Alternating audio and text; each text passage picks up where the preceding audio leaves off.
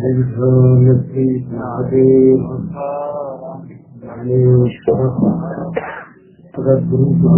महाराज की जय। नवीन कार्यक्रम आहे आणि अनेक कार्यक्रमामध्ये बोलणाऱ्याची घाई आहे. काल गाथा समितीचे जे नियोजन आहे त्यातलं कुणीच बोलेना, म्हणून मी रात्री सांगितलं तुम्ही थोडंसं बोलायला शिका. डॉक्टर मंडळी आहे सगळे आणि असं काही त्यांच्यामध्ये कुठलं व्यक्तिमत्व नाही की आपण ते आपलं प्रदर्शन करावं, आपलं काही नाव लोकांमध्ये व्हावं, तर असं काही नाही. म्हटलं पण ज्या ज्या काही सूचना असतात त्या तुम्ही देत चला. कसा कार्यक्रम आहे, काय आहे. आज राहुलने प्रयत्न केला बोलण्याचा, चांगलं बोलले.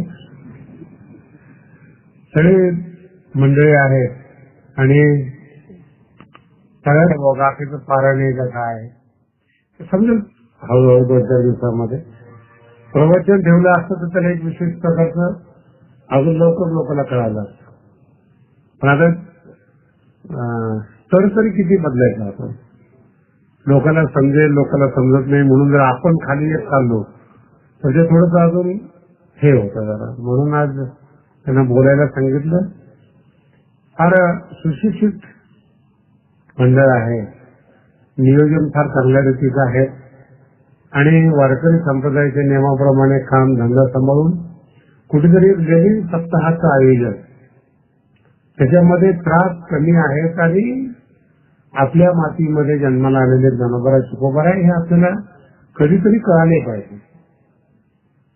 दुसरे संत आपल्याला कळतात, भारतातले लोक कळतात, मग आपल्या संतांनी काय लिहिलेलं आहे आपल्यासाठी, आपल्या भाषेतून मराठीतून काय लिहिलेलं आहे ते कधी कधी वाचण्याचा योग आपल्याला आपल्या जीवनामध्ये येत नाही. जगद्गुरु तुकोबारायांचं व्यक्तिमत्व आहे. सदेह वैकुंठाला गेले, गाथा बुडवला, तरुण आला, त्या ठळक 2-4 गोष्टी आपल्याला माहिती असतात. त्यांचं मत काय आहे, त्यांचं जीवनाविषयी मत काय आहे, कसं त्यांचं व्यक्तिमत्व घडलं ज्ञानोबा तुकोबारायांचं, हे आपल्याला कुठे ना कुठेतरी कळत गेलं पाहिजे. कदाचित त्यांच्या शब्दातून आपल्या जीवनाला एक कलाटणी मिळते, बोध मिळतो, येणाऱ्या दुःखापासून आपण सावध होऊ शकतो. हे संकेत मोठ्या माणसाच्या चरित्रातून आणि साधू संतांच्या जीवनातून आपल्याला मिळतात. कुठेतरी अडीअडचणी दूर होतात. काल आपण पाहिलं जगद्गुरु तुकोबारायांचा जो जन्म आहे तो वंश परंपरेनं 8 पिढ्या जगद्गुरु तुकोबारायांच्या परमार्थिक होत्या. त्यांचे जे मूळ पुरुष आहेत विश्वंभर बाबा, त्यांनी पहिलं मंदिर देहूमध्ये विठ्ठल रुक्मिणीचं बांधलं. जे जगद्गुरु तुकोबारांना 400 वर्ष झाले आणि त्याच्या अगोदर 8 पिढ्या.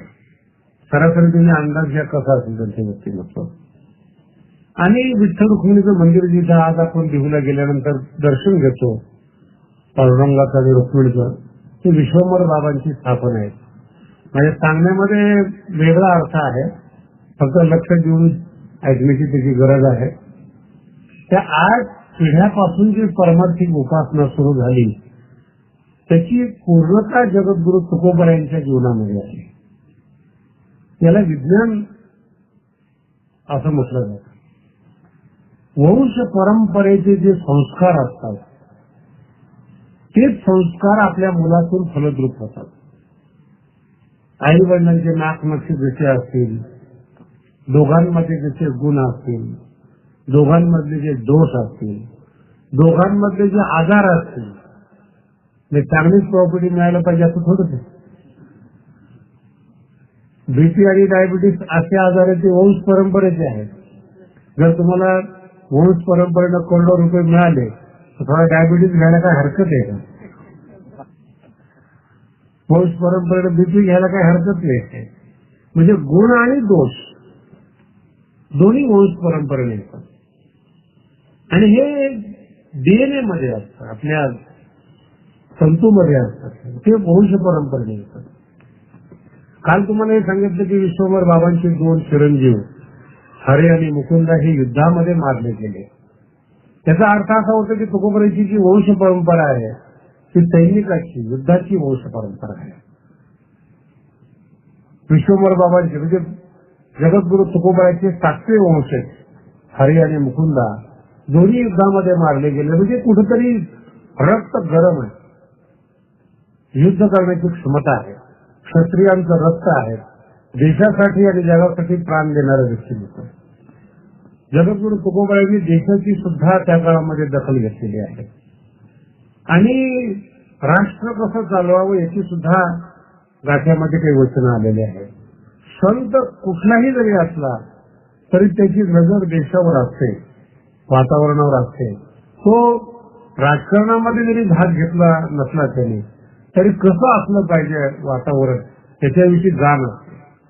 जगद्गुरु तुकोबारायांच्या काळामध्ये जो मुस्लिमांचं आक्रमण होतं आणि जिकडे तिकडे इस्लाम धर्माचं राजकारण होतं त्याच्याविषयी खंत म्हणून जगद्गुरु तुकोबारायांनी वैकुंठाला जात असताना 2-3 चरणं जी लिहिली त्यामध्ये हे लिहिलेलं आहे, न घडे यावरी न घडवे धीर. हा जो छळ चाललेला आहे हिंदू धर्माचा, स्त्रियांचा, गावच्या लोकांचा, न घडे यावरी न धरवे धीर.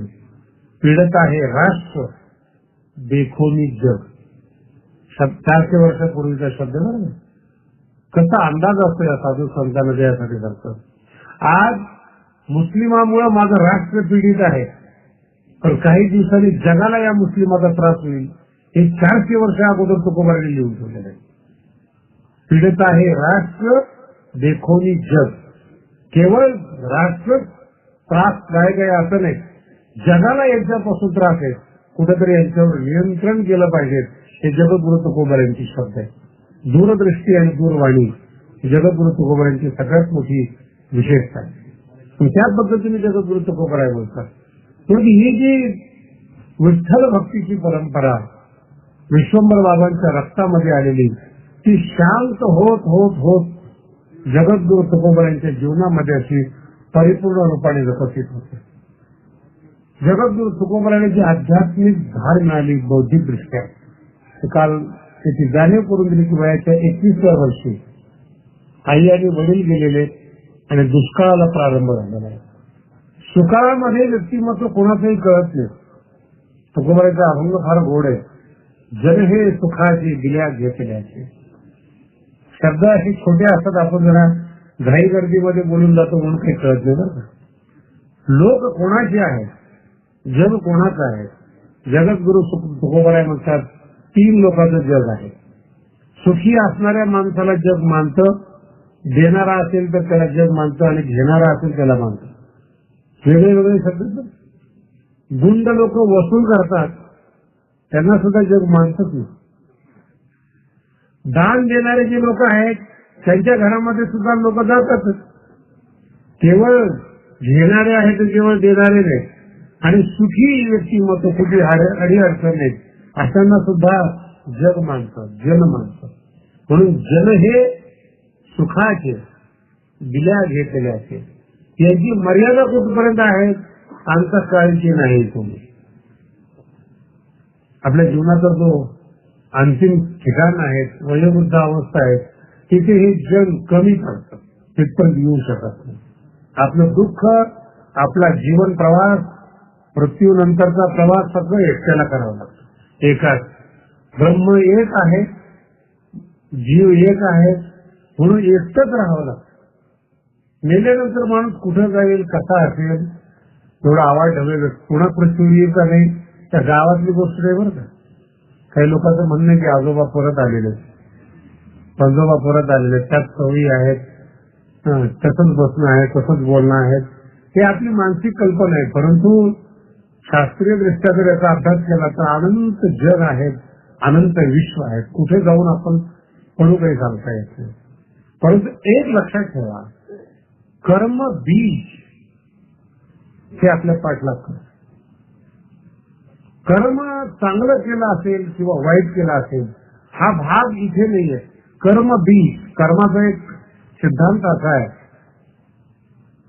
आपल्याला एक कथा ऐकवली जाते की मेल्यानंतर चित्रगुप्त असतो, तो आपली वही पाहत नाही. सर्वसाधारण माणसाच्या दृष्टीने कथा आहे. वास्तव असं आहे, तुम्ही जेवढे जीवनामध्ये कर्म करता ना तेवढं आपल्या अंतःकरणामध्ये त्याचं चित्र गुप्त असतं. चांगलं केलं काय आणि वाईट केलं काय. जगापासून तुम्ही पळू शकता पण मनापासून तुम्ही दूर जाऊ शकत नाही. कितीही पाप केलेला असो किंवा कितीही पुण्य केलेलं असो त्याचं चित्र आपल्या अंतःकरणामध्ये गुप्त असतं. ते बीज म्हणतात त्याला, कर्मबीज. आणि ते जे गुप्त असणारं चित्र आहे ते आपोआप फलद्रूप होतं. झाकलेलं असतं फक्त. आणि झाकलेल्या वस्तूच जास्त प्रभावी असतात. सगळे शेतकरी जो आहे बीज पेरायचं असेल तर पेरल्यानंतर त्याला झाकावं लागतं. उघडं बीज कुणीही खातं. साधूचे जे कर्म असतात ना ते याच्या विरोधात असतात. साधूला कुठलंही कर्मफळ नसतं. कुठल्याही कर्मफळामध्ये साधू राहत नाही. हे साधूच्या जीवनाचं वैशिष्ट्य. याचं कारण ज्ञानोबांनी तुझं उदाहरण दिलेलं आहे.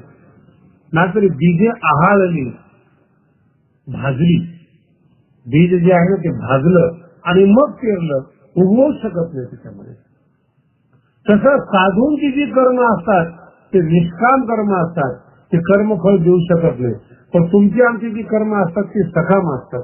ती कर्म बीज देणारच, फळ देणारच. आणि कर्माचा सिद्धांत इतका विचित्र आहे तुम्ही अंदाज येऊ शकणार नाहीत. एक बी पेरलं तर त्याला कणीच येतं.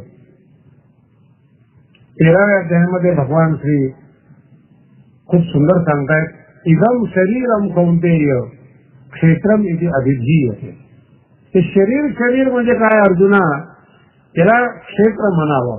संस्कृत मध्ये क्षेत्र आहे आणि क्षेत्र शब्दाचा मराठीमधून शेत शब्द तयार झाला. क्षेत्र आणि शेत. क्षेत्र म्हणजे काय, संस्कृत मध्ये दोन शब्द आहेत, क्षे आणि त्र. क्षेत्र शब्दाचा खूप गोड असं जैन केलेलं आहे, जोड दिलेला आहे. क्षयात त्रायकी, क्षयापासून रक्षण करतं त्याला क्षेत्र म्हणतात.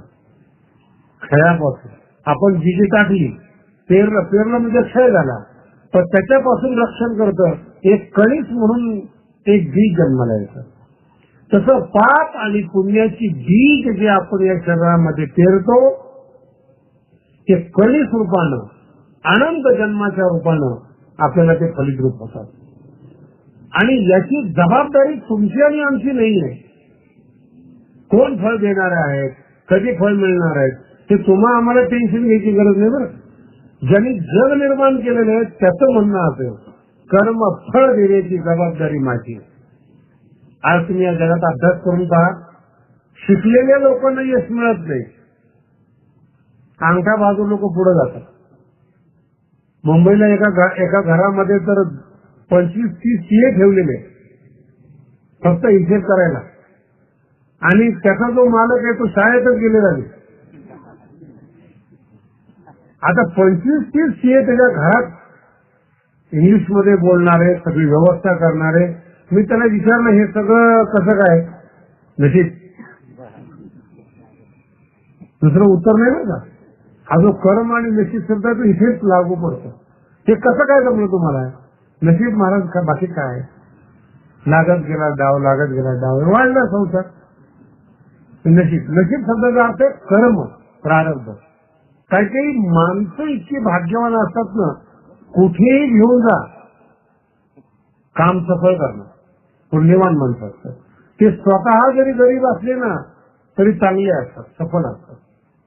आणि काही काही माणसं एवढे दळभद्रे असतात, झालेलं काम आहे फक्त पाहायला गेलं तरी बिघडून टाकतात. लक्षात येतो, झालेलं काम आहे आणि कुणी येणार नाही, काही नाही असं म्हणून माणसं निवांत बसलेले असतात. दूध शिल्लक राहू नये म्हणून त्याचा चहा केलेला असतो, सफरचंद कापलेला असतो. नेमका भाग्यवान माणूस त्या टायमाला पोहोचतो. सगळं कापाकापी झालेली आहे, चहा प्यायला भाग्यवान होता. आणि काही माणसं एवढे दळभद्रे असतात, सगळं खाल्लं, भांडे धुवायच्या टायमाला पोहोचतात. ह्या सगळं प्रारब्धाचा खेळ आहे. जगद्गुरु तुकोबारांनी 3 पदार्थ, तुकोबारांची वाणी आहे का, जगद्गुरु तुकोबारांनी 3 पदार्थ प्रारब्धाच्या अधीन मानलेले. अन्न मान धन हे तो प्रारब्ध आले. अन्न 3 प्रारब्ध नका. मनुष्य जन्माचं किती चिकित्सक पद्धतीने अभ्यास असतो त्याचा अंदाज घ्या तुम्ही. अन्न जे जेवण करतो ना आपण, हे पचण्यासाठी सुद्धा फार मोठं मेशीन लागतं महाराज. पैसा आहे एखाद्या माणसाकडे, पण खाल्लेलं अन्न पचेल याची काही शाश्वती देता येते. आता हा प्रकार जरा खेडेगावच्या बाबतीमध्ये, बाहेरच्या बाबतीमध्ये थोडा कमी आहे. परंतु मुंबई पुण्याला जे आम्ही पाहतो ना, एवढे भाग्यवान लोक असतात, सगळे संपत्ती घरामध्ये, चांदीचं ताट, वाट्या वगैरे सगळं चांगलं प्रकार. पण जर खायला बसले ना, फोडणी न दिलेलं वरण आणि शुद्ध ज्वारीची भाकर, त्यांनी जर पार्टी दिली, द्यावीच लागते श्रीमंताला पार्टी, याच्याबद्दल वाटलं. सगळे पदार्थ त्या पार्टीमध्ये, 40 पदार्थ, 50 पदार्थ, आणि हा पदार्थ देणारा एकच पदार्थ खातो, ज्वारीची भाकर. माझा शब्द निघाय का काय बोलतो तुम्हाला? त्याला म्हणतात अन्नाचं प्रारब्ध नाही त्याच्या अंत. शरीर खराब आहे असं मला म्हणायचं नाही, अन्नाचं प्रारब्ध नाही.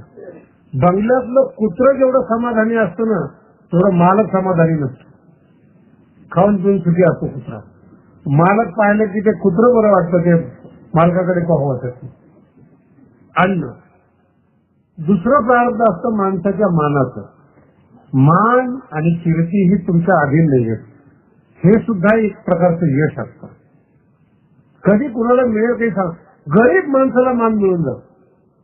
खेडेगावामध्ये श्रीमंत माणसं असतात, त्यांच्या शब्दावर गाव एकत्रित येत नाही. गरीब माणूस असतो, त्याला सगळी लोक गावातली माणसं मान देतात. आता त्याला मान काय मिळतो? त्या घरात खायला काही नाही, राहायला जागा नाही. लोक म्हणतात नाही तोच इमानदार आहे, त्याला मान द्यायचं. त्याला म्हणतात मानाचं प्रारब्ध. आणि तिसरं प्रारब्ध आहे धनाचं. हे तुम्ही आजच्या नीतीला ठरवू शकत नाही काम काय. आज तुम्ही सबल आहात, सुशिक्षित आहात, सगळे गुण संपन्न आहात, पण धनाचं प्रारब्ध आज तयार झालेलं नाही, ते मागच्या जन्मीचं प्रारब्ध. माती विकली ना तरी पैसा मिळतो महाराज, काहीला सोनं विकून पैसा मिळत नाही. काहीच्या हातामध्ये जे यश मांडलं जातं हे सगळं प्रारब्ध आहे. अन्न, मान आणि धन मागितलं तरी मिळत नाही. म्हणून काल एक दृष्टांत दिला होता. दुर्योधन गरीब झाला नाही आणि देव बरोबर असून वनवास चुकला नाही पांडवांचा. हा प्रारब्धाचा प्रश्न आहे. देव कर्मामध्ये ढवळाढवळ करत नाही. एवढं जरी लक्षात राहिलं तरी पुष्कळ झालं बरं. त्याचं देवाकडे जाताना पुन्हा आग्रह करा, देव एवढं काम करतच नाही. देवाची कारण की कर्म सिद्धांत हा भगवंताचा आहे. ज्ञान भगवान श्रीकृष्णाचा शब्द फार गोड आहे. भगवान श्रीकृष्ण म्हणतात मी या जगाचा मालक आहे आणि मी या जगामध्ये जन्म घेत असताना मी देखील कर्माचे सिद्धांत पाळतो. नानवाक्तमवाप्तव्यम भरतयेव च कर्मणि. नानवाक्तमवाप्तव्यम, आप्तव्यम आणि अनवाप्तव्यम. मला काही मिळायचं राहिलेलं आहे. भगवंत म्हणतात आता जगात पदार्थ नाही, काही मिळवायचंय असंही नाही, न मिळालेलं काय असंही नाही. नानवाक्तमवाप्तव्यम, तरी देखील कर्माचे नियम मी बांधलेले आहेत. वर्तयेव च कर्मणि, कर्मणी एव वर्ते. कर्म करतच राहतो. जर मी कर्म करतो या जगाचा मालक असून सुद्धा आणि सामान्य माणसं जर कर्म करत नसली, भगवंताला सगळ्यात जास्त जर राग असेल ना, आळशी माणसाचा राग येतो. सगळ्यात उच्ची देवरमे लोकांना करूया कर्म केलं. कर्म करा, चांगल्या रीतीने कर्म करा. कर्माची इच्छा नसेल तो भाग वेगळा आहे, पण कोणत्याही माणसाने तुमच्या जीवनात दोष काढला नाही पाहिजे. भगवंताची आणि साधू संतांची इच्छा पाहत होते. निर्दोष जीवन जगण्यामागे साधू संतांचा हात आहे. आणि इतकं चांगलं जीवनाविषयी साधू संत सांगतात, लोक त्याच साधू संताला दोषी ठरवतात, त्याच साधू संताला दोष देतात की जीवनाविषयी तुकोबारांच्या साधू संतांची आकांक्षा आहे, अपेक्षा आहे. म्हणून कर्म सिद्धांत हा मानवी जीवनातला सगळ्यात मोठा सिद्धांत आहे. उचित कर्म करायची आणि भगवंताच्या चरणीची अर्पण करायची हा मानवी जीवनाचा सिद्धांत आहे. राहिला जगण्याचा भाग, तो आपल्या हातामध्ये नसतो. त्या 3 गोष्टी सोडून काही मागा. देवाचं दर्शन हे पुरुषार्थाने होतं. जीवनामध्ये दिव्यता ही पुरुषार्थाने येते आणि जीवनातलं समाधान हे साधू संतांच्या आशीर्वादाने येतं. कर्म कसंही असलं तरी तत्वज्ञान जर तुमच्या जीवनामध्ये साधू संतांनी दिले असेल तर शांत जीवन लागतं. शांत शब्दाचा अर्थ अंगावर पांघरून टाकू दे. माझ्या शब्दाचा कधी गैरअर्थ होऊ नाही शकत. शांत शब्दाचा अर्थ की मानसिक संतुलन कुठल्याही परिस्थितीमध्ये बिघडत नाही. यालाच गीतेमध्ये स्थितप्रज्ञ म्हटलेलं आहे. स्थितप्रज्ञ, प्रज्ञे शब्दाचा अर्थ बुद्धी, स्थित शब्दाचा अर्थ थांबलेली.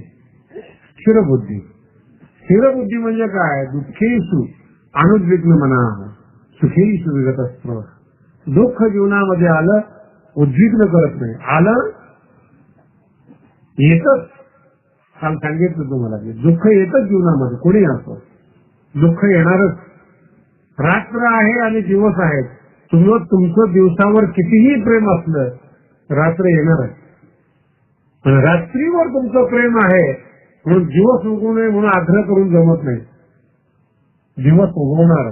तसं दुःख आणि सुख ही जीवनाची अविभाज्य अंग आहे. येणारच आपल्या जीवनामध्ये. म्हणून खूप प्रयत्न करायचा नाही, खूप सायास करायचा नाही.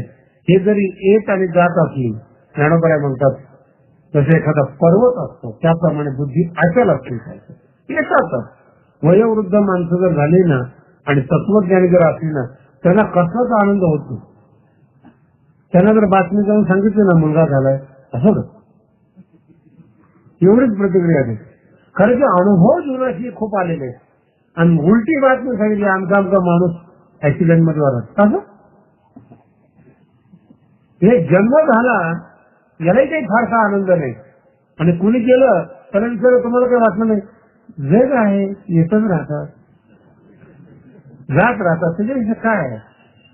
शब्दांचा प्रयोग फार गोड आहे. हे होतच असतं. हे ठसत नाही तरुणपणामध्ये. शब्द लक्षात आला नाही.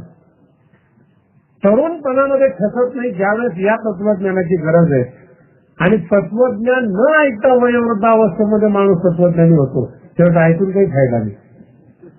नवीन उत्पत्ती नाही होत. नवीन दुःख येत नाही. कुठलाही 80 वर्षाच्या पुढे गेलेला 60 वर्षाचा पुढे गेलेला वयोवृद्ध माणूस आहे. काय दुःख असेल जीवनामध्ये तुम्ही अभ्यास करून बघा. सून जेवायला देत नसेल एक दुःख. मुलगा ऐकत नसेल आणि शरीर प्रकृती व्यवस्थित नसेल. तिसरं चौथं काही दुःख आहे. हे दुःखच नसतं. काही कृती करत नाही. कर्म केलं जात नाही 80च्या पुढे. म्हणून दुःख सीमित आहे. मर्यादा आहे दुःखाला.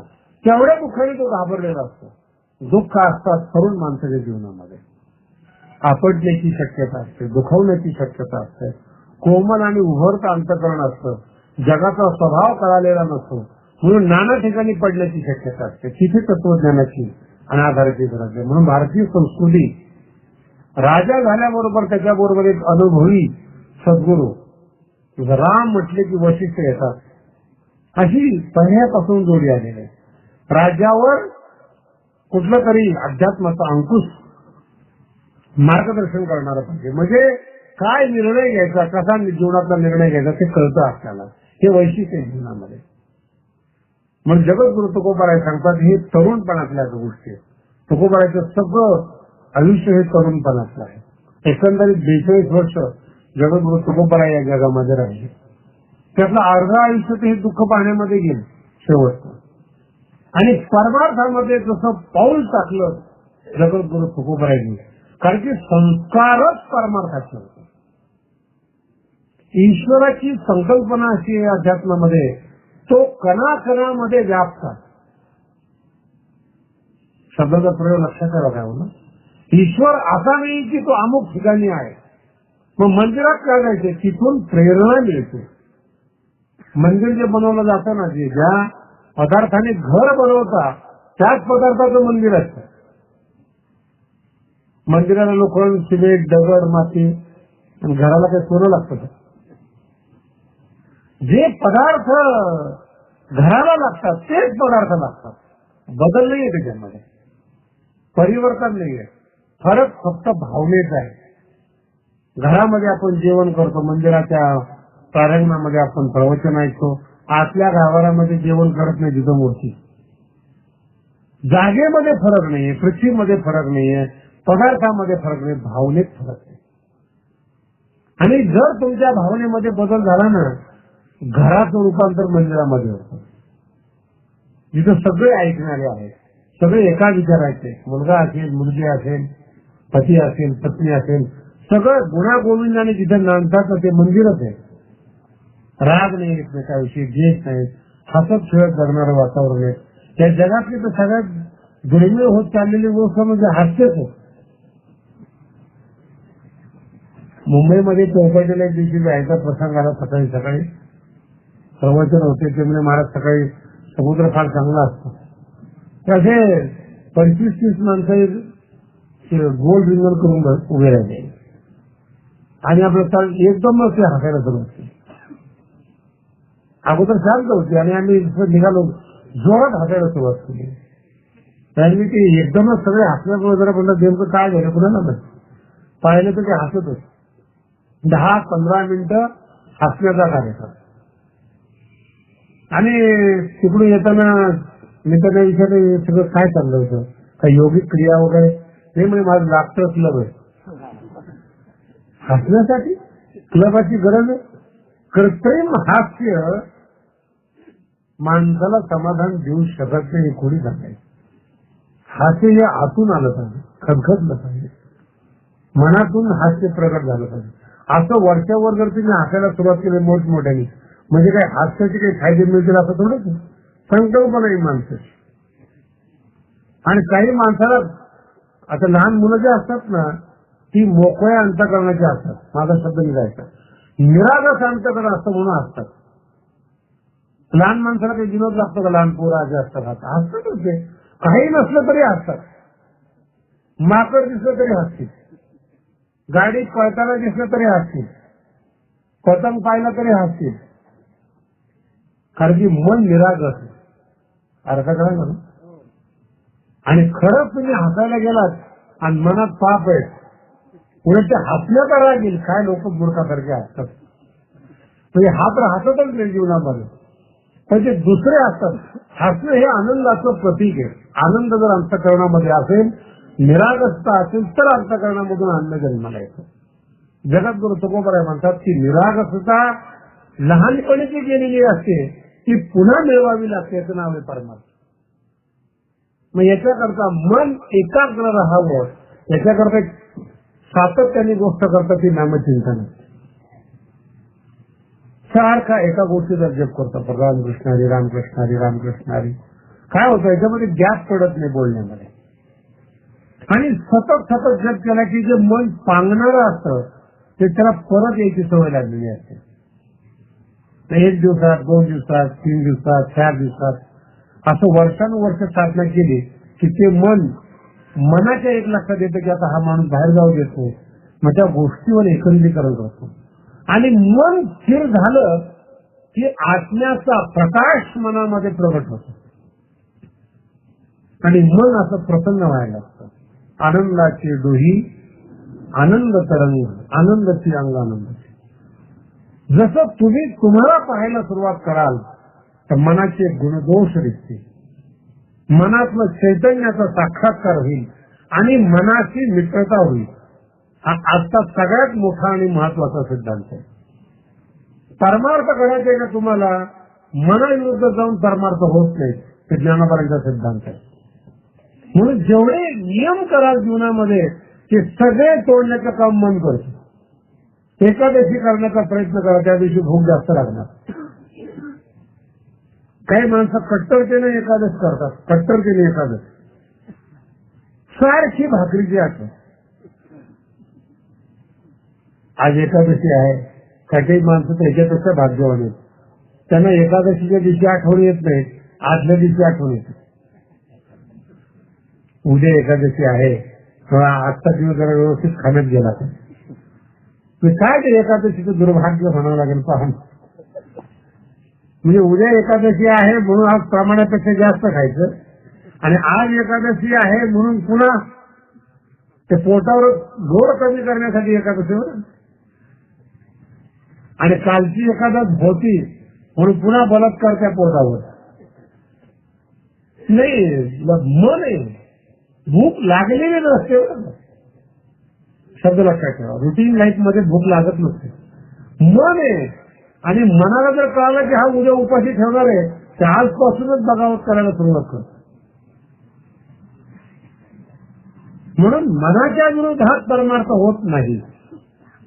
मनाला मित्र करावं लागतं, त्याची पद्धती. तुकोबारांचा अभंग आहे, फार सुंदर आणि गोड अभंग आहे. घरी जाऊन वाचा, फक्त सांगतो तुम्हाला. मन करारे प्रसन्न सर्व सिद्धीची कारण, मोक्ष अथवा बंधन सुख समाधान इच्छा. मन करारे प्रसन्न, फार गोड शब्द आहे ना. मोक्ष अथवा बंधन सुख, वस्तू त्याच आहे, मन ठरवतं. मनाचा प्रश्न आहे. घरामध्ये सगळे पदार्थ आहेत, मन लागत नाही. आता त्याला काय करावं मन लागत. मनाच्या विरोधात जाऊन आजपर्यंत कोणी जिंकू शकला नाही. मनाला वळवणं हा सगळ्यात उत्तम आहे. हे जे अभंग गायले जातात ना चांगल्या शब्दांचे, त्याचा अर्थ तो आहे की गाता गाता मन लागलं पाहिजे. रागातून मन लागेल, संगीतातून मन लागेल, अर्थातून मन लागेल, भावनेमध्ये मन लागेल. मन लागलं पाहिजे. ते कसं तरी तुमच्या हातात आलं पाहिजे. मन बिघडलं ना, सगळं तुम्ही जरी एक करा, काहीच करू शकत नाही त्या मनाला. रामायणामध्ये छोटासा प्रसंग आलेला आहे आणि अतिशय सुंदर प्रसंग आहे. शक्यतो माझा प्रयत्न असा आहे तुम्ही न ऐकलेलं रामायण सांगायचं बरं. आणि तुमचा गैरसमज व्हायचा की रामायण आम्ही ऐकलेलं आहे. ते ऐकलेले ते ठळक गोष्टी असतात, पण काही काही गोष्टी वाल्मिकांनी जे सांगितलेल्या आहेत त्या खूप बारकाव्या आहेत. त्याच्यामध्ये रावणाचं शरीर असं धुळीमध्ये पडलेलं असतं, जीव गेलेला असतो. आणि आपल्या पतीचं निधन झालेलं आहे म्हणून जी मंदोदरी आहे ती किती. आता त्या रावणाचं काय वर्णन करावं महाराज. आता तुम्ही लोक एवढे श्रीमंत नाही. मुंबईमध्ये मी एकदा केलं होतं, ते श्रीमंताला वाईट वाटलं. माझ्यापेक्षा रावण कसा श्रीमंत.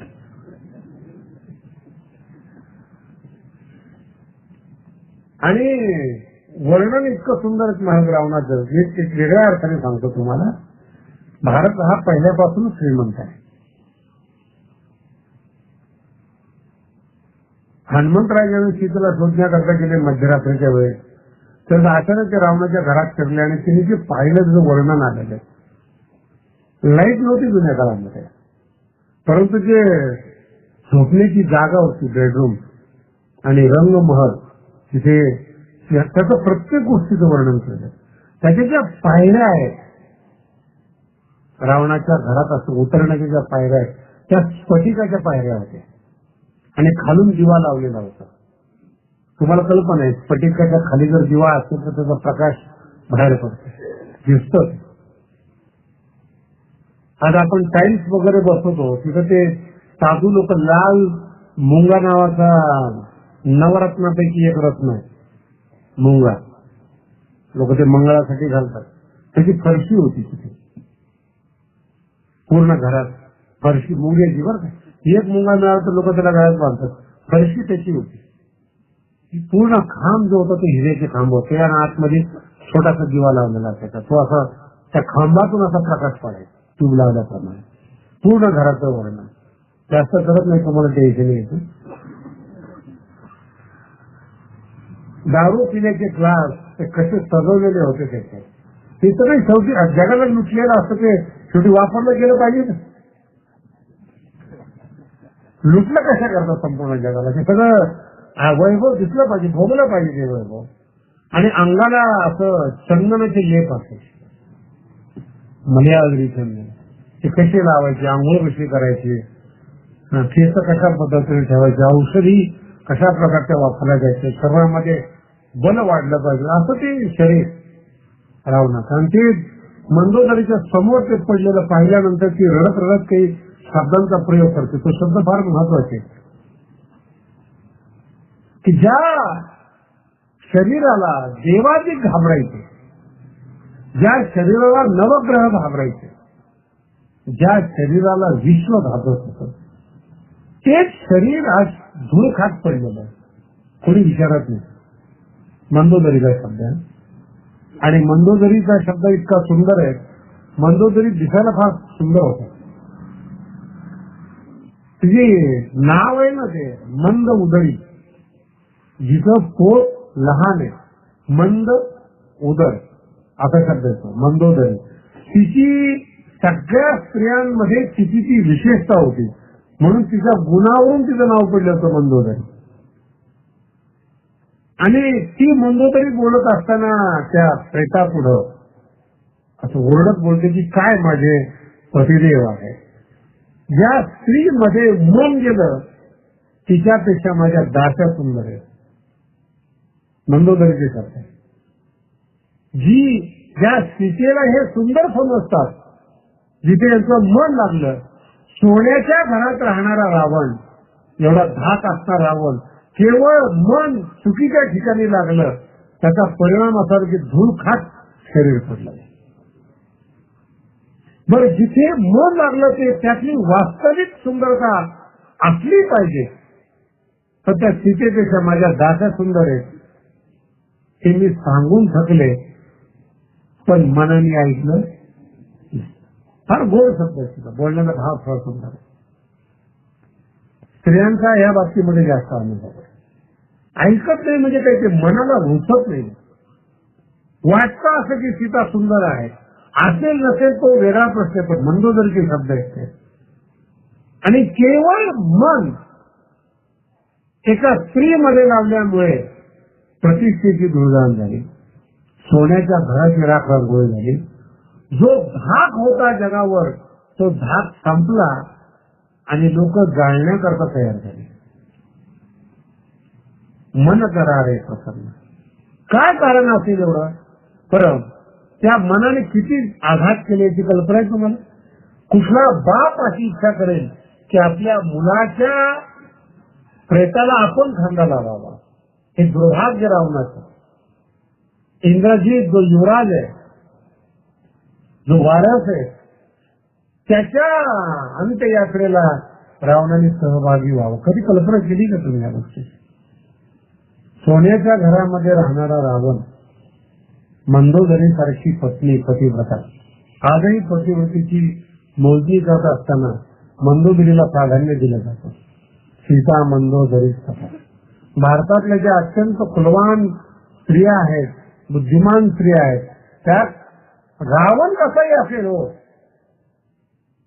शब्द लक्षात आला, रावण कसाही असेल, पण मंदोदरीमध्ये दोष आहे.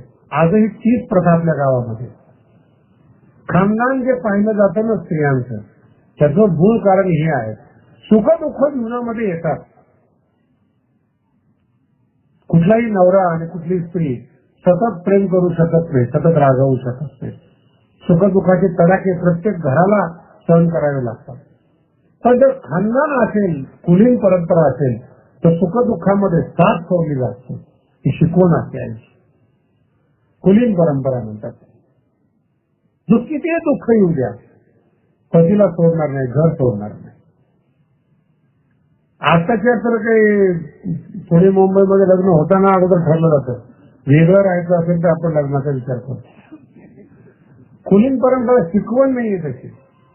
आणि मुलीला जर काही आलं नाही तर सासरचे लोक मुलीला बोलत नाही. तर तुमच्या घराण्यामध्ये कधी केले जातं का पदार्थ? अशी शिकवण दिली का तुझ्या आईने? ह्याला म्हणतात कुळ परंपरा, कुलीन परंपरा. आणि त्या परंपरेमधल्या ह्या घटना आहेत. किती राग आला असेल रावणाला.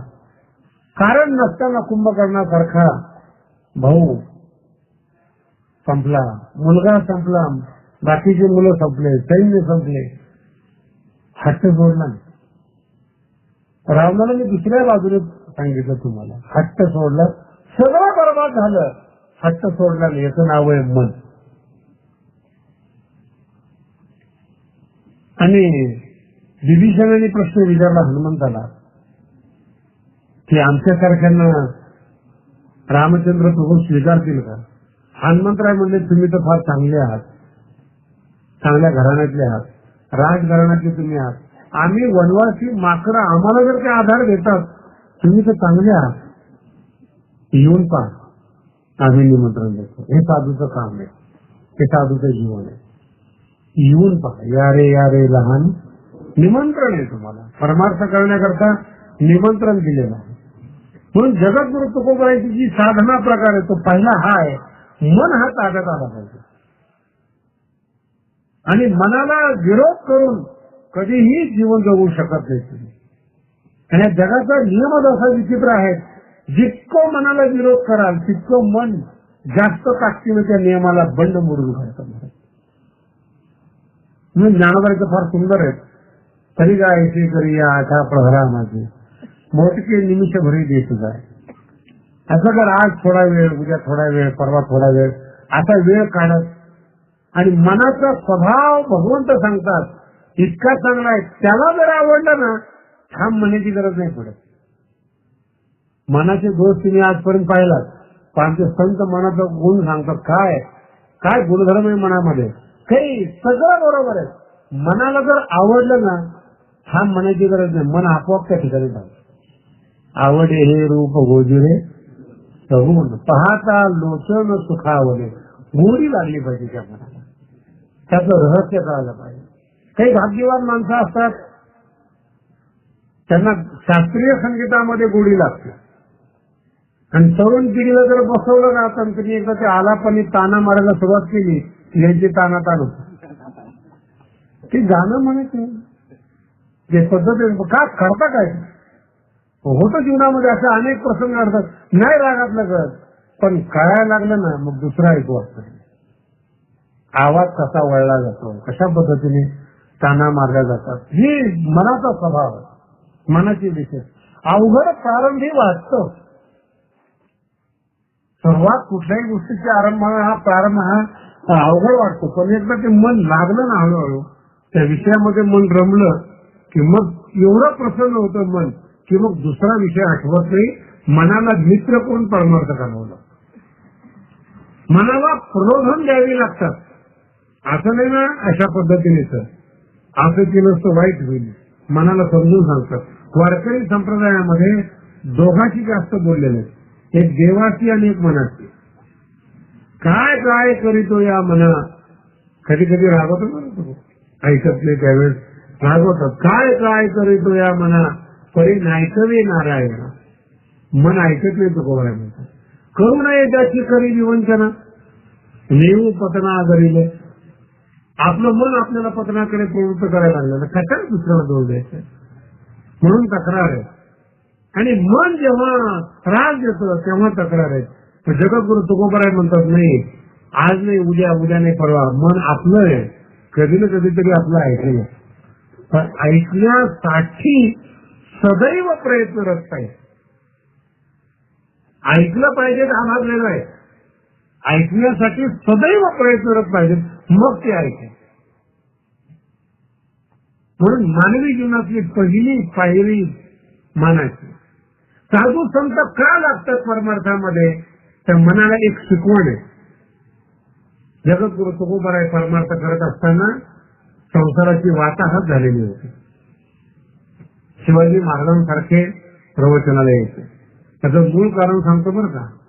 शनिवार वाडा इथलीच सासरवाडी जगद्गुरु तुकोबारायांची होती. गोळवे म्हणून कंपनी आहे जगद्गुरु तुकोबारायांची पत्नी, तुकोबारायांची सासरवाडी शनिवार वाड्यातलीच होती. म्हणून अगदी नैसर्गिक घराण्याची संबंध होते शिवाजी महाराजांचे. आणि परिस्थितीची जाण असायची. आपल्या गावातली मुलगी जर एका दुसऱ्या गावात असली त्या घराची जाण नसते, काय चाललंय तिथं, नवरा कसा आहे, सासर कसं आहे. तसं तुकोबाराची सासरवाडीत शनिवार वाडा असल्यामुळे पुन्हा काही तिला प्रश्नच येत नव्हता. परंतु जगद्गुरु तुकोबारांची विशेषता अशी होती, कोणाच्याही आहारी गेले रे तुकोबाराय. मनाला मारलंच त्यांनी, पण फक्त गोड बोलून मारलं नाही. लक्षात मारण्याचे अनेक प्रकार असतात ना. चांगलं बोलून काही लोक खड्ड्यात टाकतात. ते तंबाखू खायला शिकवणारे जे असतात ना, त्याच्या कानाखालीतून शिकवत असतात. मला आजपर्यंत असं कोणी माणूस भेटला नाही की त्यांनी पहिली तंबाखू इकडे घेऊन खाल्ली असेल. पहिला दारूचा ग्लास हा त्यांनी विकत घेतला असेल आणि प्यायला सुरुवातीला असं नाही. जेवढं मिळतं ना तेवढं सगळं गोड बोलून फुकट मिळतं. सुरुवातीला तंबाखू दिली जाते दान, खाऊन तर बघ थोडं चक्कर येते. सुरुवातीला येते नंतर येते. दारू पाजणारे मित्रमंडळ असतात ते सुरुवातीला फुकट पाजतात. 2-3 वेळा झाले की मग सांगतात काय लाज वाटते. किती वेळा भेट मागणार, एकदा तरी विकत घे, एकदा तरी. आणि एकदा तिने विकत घ्यायला सुरुवात केली की पुढे काही सांगण्याचा प्रश्नच नाही. सगळं विकलं तरी हा विकतच घेतो. जीवन आहे, त्याला तर काय करतात. वाईट माणसं हे गोड बोलून मारतो. मारण्याची प्रथा चाणक्याचे त्याचे सूत्र फार मजेशीर आहे. जर राग आला तुम्हाला एखाद्याचा आणि आघात केला तर तो एकटा माणूस मरेल. हे निर्बुद्धाचं लक्षण आहे चाणक्याचं म्हणणं आहे. पण राग आलेला आहे, काही दिवसांनी त्याची मैत्री करा, संपूर्ण खानदान नष्ट करू शकता. काय लोक चाणक्य काहीच नाही चाणक्याजवळ. पण भारताची समृद्धी, भारताचं शासन त्यांनी केलं, काहीच नाही. तुला म्हणतात बुद्धिमत्ता. मन अनेक पद्धतीने मारता येते. एक चांगल्या पद्धतीने सांगता येतं, एक वाईट पद्धतीने त्याला सांगता येतं. जगद्गुरु तुकोबारायांना आणि मनाचा स्वभाव, कोणाचंही मन वैरी नाहीये. त्या मनाला लहान मुलासारखं जपावं लागतं. तो विस्तवाला हार घालतो लहान मुलगा, त्याला माहीत नाही भासतं म्हणून. तसं मनाला काही गोष्टी माहीत नाही, समोरचे धोका देतील, स्वार्थ असतील, जग असं आहे. त्याला जर कळालं तर मन आपलं पतन होईल. असं मन काही वैरी नाहीये कुणाचं. त्याला ती आदल घडली पाहिजे, त्याला तो स्वभाव कळायला पाहिजे, त्याला जीवन कळायला पाहिजे. पण मानवी जीवनातला पहिला टापू, पहिली स्थिती हे मन आहे. आणि मनाच्या मागे कशाही पद्धतीनं, कधी रालवून, कधी आग्रहानं, कधी गोडीनं, कधी गुलाबीनं त्या मनाच्या पाठीमागे लागलं पाहिजे. जसं जसं ते मन नियंत्रणात येईल, मनाच्या आशा संपतील, मन सुखी हो. माणूस दरिद्री जो असतो ना, तो मनाच्या बाबतीतच असतो. भरपूर श्रीमंती आहे, काही काही माणसाला 7-7 पिढ्यापर्यंत कमवण्याची गरज नाही, तरी कमवतात. मन आहे, मन आकांक्षा करतं, मन इच्छा करतं. अजून कमी पडलं तर काही आपत्ती, काही होत नसतं तसं जीवनामध्ये. 100 वर्षाकरता जगायचं आहे, तुम्हाला किती रुपये लागतील त्याचं गणित करा ना. किती रुपये लागतील, जास्तीत जास्त किती लागतील तेवढे तुम्ही कमवून ठेवले, आरामशीर तुम्ही जीवन जगू शकतात. राहिला प्रश्न मुलांचा, तुम्ही किती कमवा, मुलगा खराब निघाला ना त्याला संपवायला फक्त 2 दिवस लागतात. संस्कार टाकणं वेगळं मुलामध्ये, संस्काराने आणि नियमानं श्रीमंत करणं वेगळं आहे. आणि आकारान संपत्ती कमवून ठेवा, काही फायदा होत नाही त्याला जीवनामध्ये. संस्कार मनाने श्रीमंत केलं पाहिजे, मनाने संस्कार दिले पाहिजे. जगद्गुरु तुकोबारायांची 8 पिढ्याची परंपरा, त्याच्यापासून तयार झालेलं मन आहे. परमार्थामध्ये लागलं ना, लागायला सुरुवात केली. पण जगद्गुरु तुकोबारायांचे एक वाक्य फार सुंदर आहे. मन वळवत असताना एक पदार्थ फार आडवा येतो, त्याचं नाव आहे लाज. तुकोबारांनी असा उल्लेख करून ठेवलेला आहे, लाज नाही म्हणे येऊ दे. संतांची शरण दाबले, पाय दाबले संतांचे, संतांचं सेवन केलं. संतांकडे गेलो ना, संत फार लहरी असतात महाराज. तुम्हाला मी प्रवचन बोलताना चांगला दिसेल, पण नंतर बोलेल याची काही गॅरंटी नाही. मुक्त असतात ते, बोललं पाहिजे असं काही बंधन नाहीये. मानसिक स्वभाव असतो तो, मानसिक जीवन असतं. मला एखाद्याने प्रश्न विचारला, महाराज जड आणि चेतन म्हणून सांगता तुम्ही, भाकरी जड असते आणि दगड जड असतात, मग भाकरीच्या ऐवजी दगड खाल्लं तर काय फरक पडला? मला खायचं आमच्यातर्फे तुला काही बंधन नाही. जर कमी पडलं तर आम्हाला सांग, आमच्याकडे खाली दगडाची. असं नियम नाही. जर संताकडून उत्तर काढायचं असेल तर त्यांच्या मर्जीप्रमाणे, त्यांच्या कलात्मक पद्धत, तो म्हणून नाही, जिथे जिथे गुणवत्ता असेल, जिथे जिथे ज्ञान असेल, जिथे जिथे कला असेल, त्याची वागण्याचीच पद्धत आहे. घ्यायचंय तुम्हाला, तुमचा अधिकार सिद्ध झाला पाहिजे. म्हणून जगद्गुरु तुकोबाराय सांगतात, संतांजवळ गेलो, सेवन केलं, त्यांची सेवा केली, त्यांच्या म्हणण्याप्रमाणे राहिलो, घरचा श्रीमंत होतो, पण संतांची सेवा करत असताना लाज नाही म्हणी येऊ दिली, लाज नाही म्हणी येऊ दिली. फार गोड गोष्ट आहे ना, लाज अंतःकरणात येऊ दिली नाही. चांगल्या गोष्टीसाठी का कोणाचा लाज वाटते मला अजूनही काही कळत नाही. माळ नाही घालत लोक, त्यांना तुला काय करत, लोक बुवा म्हणतील, मग काय बाई येत होती की कसलीच तर्क असतं जीवनामध्ये. काही काही माणसाची माळ असतात ना, त्याची झाकून झोपून असे चांगली गोष्ट दिसू नये. आणि एक लक्षात ठेवा, वाईट गोष्टीचं प्रदर्शन असतं कधी.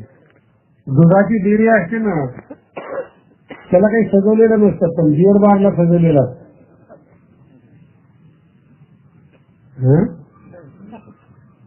वाईट गोष्टी असतात एवढं कळलं तरी पुष्कळ झालं. कुणी स्त्री असते, तिला मेकअप करण्याची गरज नाही, बाजारून स्त्रिया मेकअप करतात, हे सांगायची गरज आहे तुम्हाला. कारण की दोघांचा उद्देश, जगणं उद्देश आहे कुलीन स्त्रीचा, आणि बाजारू स्त्रिया असा दाखवण्याचा उद्देश आहे. एका वारकऱ्याच्या घरामध्ये गेलं मला, मुलगा फार हुशार होता, भजन करून कंटाळलेला होता. वारकऱ्याच्या घरात भजनाशिवाय दुसरं काय, म्हणून त्याला ते दुसरं आकर्षण पिक्चरचं वगैरे. मला जेव्हा घरात नेलं तेव्हा त्या हिरोईनचे असे फोटो लावलेले, कधी वस्त्राचे सगळे फोटो लावलेले. मला दुसऱ्या खोलीत न्यायचं होतं, त्या खोलीमध्ये दुसरे लोक बसले होते, म्हणून त्या मुलाच्या खोलीत बसावं लागलं. म्हणजे मी सगळं चित्र पाहिलं, ते बापाला एवढी लाज वाटली. मला म्हणे, महाराज आमच्या वयाला सोबत नाही, पण आता काय करावं, पोरा पुढं काही चालत नाही. आणि सगळे कीर्तनकार यायचे आणि त्या पोराला शिवाय द्यायचे, कसले फोटो लावले, काय देवा धर्माचे लाव.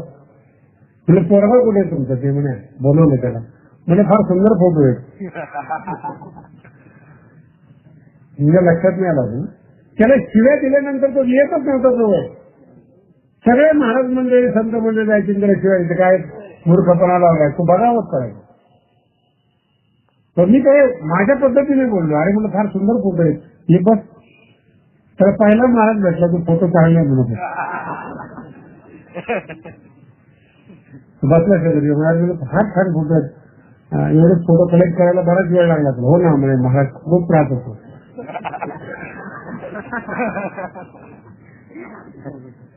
मॅगझिन फाडावे लागतात, त्याच्यात लक्ष ठेवावं लागतं. म्हणजे बघ ना, तुझ्या वडिलांना अजिबात किंमत नाही तुझी, सारखे बोलत जातात, नाही छान फोटो आहेत. आणि मला हळूच विषय काढला, कधी भेटला का नाही रे, ज्यांचे फोटो तू घरात लावलेले आहे, तर हिरोईनला कधी भेटला का नाही. म्हणजे काय महाराज, म्हणजे आपली कधी भेट होणार त्याच्याशी, आपल्याला काय मानणार आहे. म्हणजे तुला मानत नाही, तुला भेटत नाही आणि तुझ्याशी बोलत नाही, काय कारण आहे तिचे फोटो लावायचे. जिच्या बरोबर लग्न करायचे तिचे काही लाव कमीत कमी. म्हणजे तुझा अभिनय वगैरे वगैरे चांगला, अरे असेल, सगळं असेल, प्रदर्शन आहे ते पाहण्यापुरतं ठीक आहे, पण हे सगळं जे प्रेम करते त्याचे फोटो लाव. हे डोक्यात बसलीची गोष्ट नाही, असं नाही. तेव्हा तुमचं म्हणणं बरोबर, म्हणजे भेटायचं असं तर माझ्या बरोबर मी भेट घालून देतो. मी म्हणे महाराज ते सगळं, आणि हळूहळू तरी शब्द खाली पडले. पुन्हा सगळे फोटो काढून टाकले. मन आहे ना, विरोध नका करू, बगावत नका करू, त्याची पद्धत आहे त्याची हवी. वाईटपणा कळाला ना, मन माघारीच नसतं. मन वैरी नाहीये, मन प्रतिबंधक नाहीये. ज्ञानोबाने खूप सुंदर मनाबद्दल लिहिलेलं आहे. कधीही मनाला विरोध करून आपलं जीवन जगता येणार नाही. त्रास होतो जीवनाला, जगण्याकरता त्रास होतो. आणि मन एकदा बगावत करायला उतरलं ना, काही करू शकत नाही. त्याचंच नाव हट्ट आहे. हे पाहिजे, आणि मनाला जर गुणदोष कळत गेले, हळूहळू मनाच्या पद्धती कळत गेल्या, मन बदलतं, परिवर्तन होते जीवनामध्ये. आज वाढल्यापोळ्याचं मन बदललेलं आहे, वाईट लोकांची मनं बदलले आहेत. आपले बदलणार नाहीत असं नाही, कळायला थोडा उशीर लागेल, तर कळल्याशिवाय राहणार नाही. कशामध्ये सुख आहे हे महत्वाचं कळलं, आणि ते एकदा तुम्हाला कळलं ना, आपोआप माणसाची जीवन बदलले जातात, परिवर्तन होत जातं जीवनामध्ये. जगद्गुरु तुकोबराय पहिला आघात आणि पहिली मित्रता जगाशी सोडून मनाची करतात, आणि मग मनाला असं परमार्थामध्ये आणतात, साधुचरणाजवळ, संताजवळ. कळत नसलं तरी ऐक, कळत नसलं तरी ऐक, फक्त लाज येऊ दिली नाही मनाला, आणि मन हळूहळू हळूहळू परमार्थात यायला लागलं. ही मानवी जीवनातली पहिली पायरी मन. आणि मनाचा जो दुसरा टप्पा आहे ना, मनावर नियंत्रण करणारी प्रत्येकाचं आहे बरं का. भगवंतांनी आपल्याला सगळं दिलेलं आहे, कोणत्याही माणसाला कुठलीही उणीव भगवंतांनी ठेवलेली नाही. सगळ्याला मन आहे तर सगळ्याला बुद्धी. दोन कामं ही वेगळी वेगळी असतात, जगद्गुरु तुकोबराय सांगतात. दोन कामं, मनाचं काम आहे कल्पना करणं, आणि बुद्धीचं काम आहे विचार करणं. या दोघांमध्ये नेहमी भेद असतो. कुठलंही वाईट काम करत असताना तुमची बुद्धी तुम्हाला कधी साथच देणार नाही. अनुभव आहे कधी? कितीही वाईट काम असू द्या, बुद्धी तुम्हाला विरोधच करणार, पण मन म्हणतं जाऊ दे, जे होईल.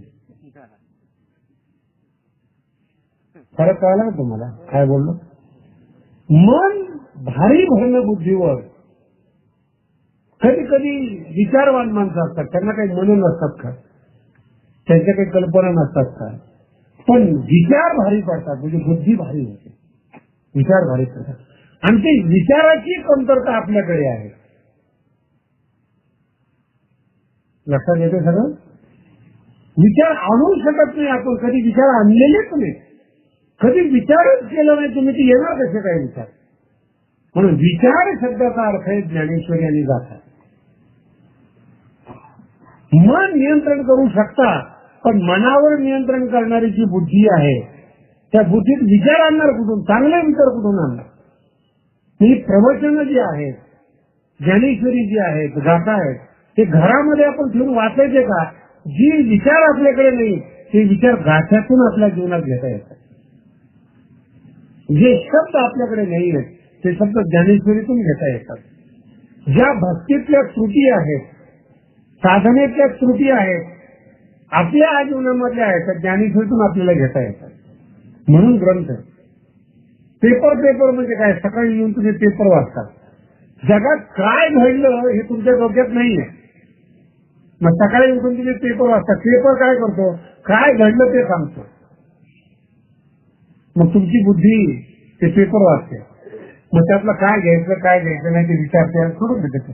पेपर संपला, वर्तमानपत्र वाचलं की संपलं. पण घेतलं कशा करता? काय घडलं जगामध्ये याचे विचार नाहीये, म्हणून वर्तमानपत्राच्या आहारी जावं लागतं.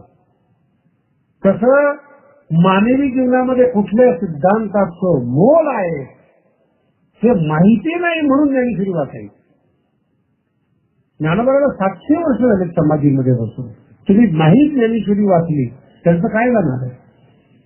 कधी तुकोबराय तुम्हाला भेटले का किंवा माझा गाथा वाचा म्हणून? हा नियम आहे. म्हणून गाथा, ज्ञानेश्वरी, शास्त्र हे जे सिद्धांत आहेत हे का वाचायचे? विचाराची कमतरता आहे म्हणून त्याचा आधार घ्यायचा. जे सुचत नाही आपल्याला, भविष्यातलं पाहिलं जात नाही म्हणून अभ्यास. शिक्षण म्हणजे काय कळत नाही भविष्यातलं, मग पुस्तक आपल्याला समजून सांगतो, कुठल्याही जीवनातलं असो. म्हणून ज्ञानेश्वरी आणि गाथा हे जीवनातले विचाराचे ग्रंथ आहेत, जे बुद्धीवर नियंत्रण ठेवतात. मन कल्पना करतं, मनाला तुम्ही मित्र बनवलं, पण मनावर नियंत्रण ठेवणारी जी प्रतिभा आहे, जी बुद्धी ती येणार कुठून? जगद्गुरु तुकोबराय सांगतात, काही काठ केली संतांची उत्तरे. ज्ञानोबरायांचे अभंग, अनुभवामृत, ज्ञानेश्वरी 5. सगळी नाही होत आली. जगद्गुरु तुकोबा म्हणतात वय झालेलं होतं.